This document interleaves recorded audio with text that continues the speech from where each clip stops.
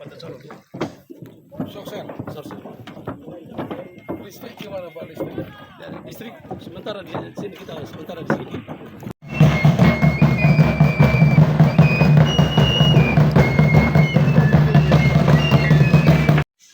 Melihat langsung apa yang ada dan terjadi di kampung sini atau di distrik kota ini. Baru 2 bulan 1 hari di sini sebagai PJ Bupati. Saya sangat ingin tahu langsung dan apa yang ada di setiap kampung. Paling tidak dari kunjungan ini nanti ada semacam informasi ataupun dialog antar kita sehingga apa-apa kebijakan yang dibuat tahun ini ataupun program kegiatan yang dilaksanakan tahun ini bisa lebih tepat sasaran. Lebih tepat sasaran itu tidak hanya manusianya atau orangnya, tapi bagaimana suasana kampung, suasana distrik yang ada, sehingga apa yang dilaksanakan itu menjadi lebih berguna dan lebih terarah. Contoh misalnya di sini ada sekolah, karena memang kakaknya sedikit toh, muridnya juga sedikit. Nah, ada puskesmas belum? Ada pustu ada tapi petugas belum ada. Ya. Jadi Pak Kadis nanti mungkin konsolidasi. Kalau sakit gimana Pak?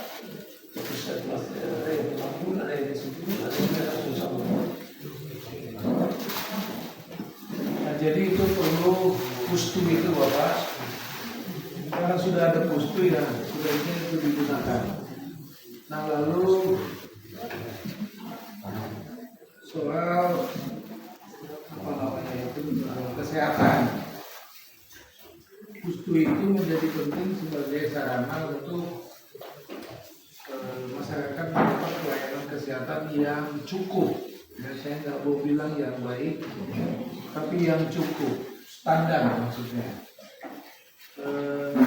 Misalnya stunting di sini gimana Pak? Nah,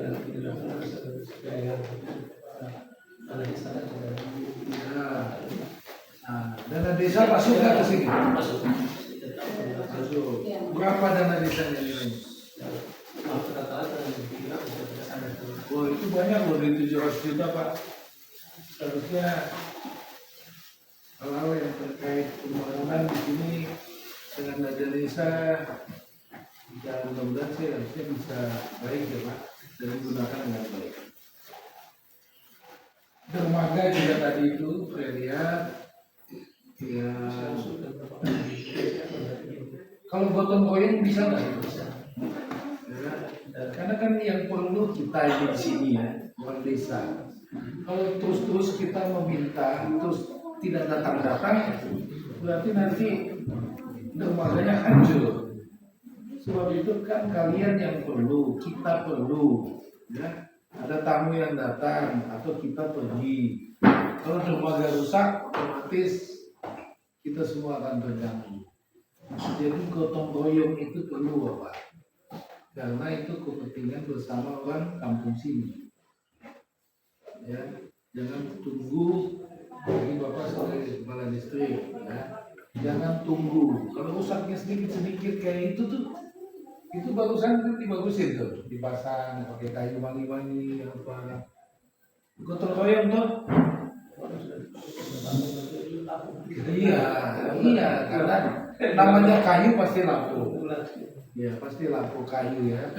Ya tapi karena itu kebutuhannya setiap hari, maka harusnya itu bisa kita perbaiki. Toh kayu banyak bisa diambil ya. Jangan tunggu sampai rusak sehingga kita merana di situ. Saya bukan melarang Bapak minta bantuan, tidak. Bantuan itu kalau kita minta sekarang, datangnya itu bisa jadi tahun depan.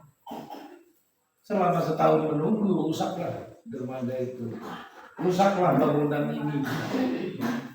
Tapi kalau masih bisa kita perbaiki sendiri, kenapa tidak? Sendiri itu maksudnya apa? Sebab itu tadi saya bilang betul.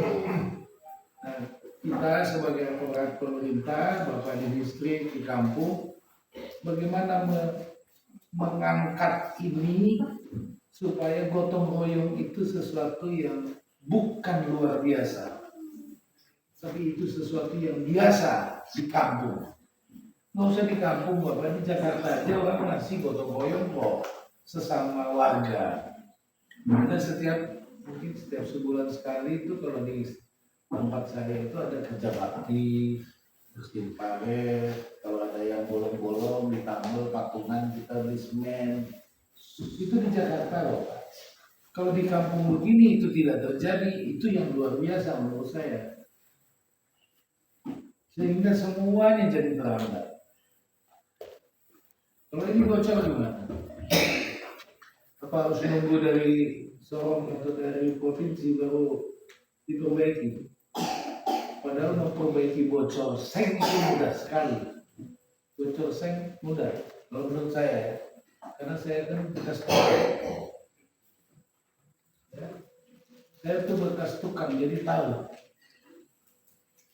Bocor seng itu tinggal kasih pakai apa itu? Itu yang bikin tangga. Ya hati-hati jangan sampai jatuh. Kira-kira segitu Pak Distrik, dan saya lihat kemarin itu juga ada masalah dengan time yang berbatasan dengan Sorong Selatan. Ya secara undang-undang, maksudnya bicara secara undang-undang, kota ini itu masuk ke Kabupaten Sorong. Undang-Undang 29 tahun 2022 tentang pembentukan Provinsi Papua Barat Daya. Nah, karena undang-undang, maka kita harus patuh. Undang-undang itu yang bikin Presiden dan DPR. Presiden atas persetujuan DPR. Nah, sehingga kalaupun ada yang menggugat itu miliknya Sorong Selatan, ya nggak apa-apa juga. Tapi secara undang-undang, secara hukum, distrik kota ini itu adalah bagian dari Kabupaten Sorong atau bagian dari Provinsi Papua Barat. Dan katanya juga kan sudah sampai ke Mahkamah Konstitusi. Ya, kita lihat keputusan Mahkamah Konstitusi. Ya, artinya kita ini sebagai pegawai negeri atau ASN harusnya patuh kepada aturan yang lebih tinggi. Ya kalau putusan MK-nya itu menjadi milik atau menjadi bagian dari wilayah Sorong Selatan, kita ikuti. Tapi kalau itu tetap jadi Kabupaten Sorong, kita ikuti juga. Ya tentunya di Mahkamah Konstitusi kita sudah dipanggil, ya, dari provinsi udah, dari kabupaten sudah, kemudian dari kabupaten tetangga juga sudah. Kita tinggal menunggu hasilnya. Keputusan MK sudah apa, dan itu mungkin di akhir bulan inilah atau awal bulan depan. Ya, kita siap aja lah menerima keputusan apapun.